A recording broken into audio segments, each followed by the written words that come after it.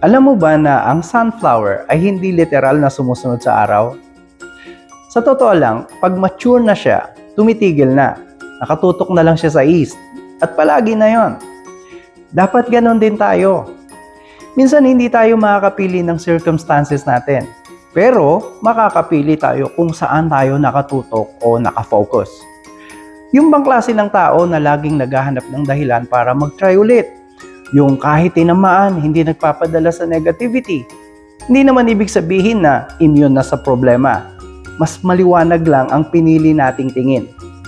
And that choice, kahit parang maliit lang, it shapes everything. So today, anong direksyon ng mukha mo?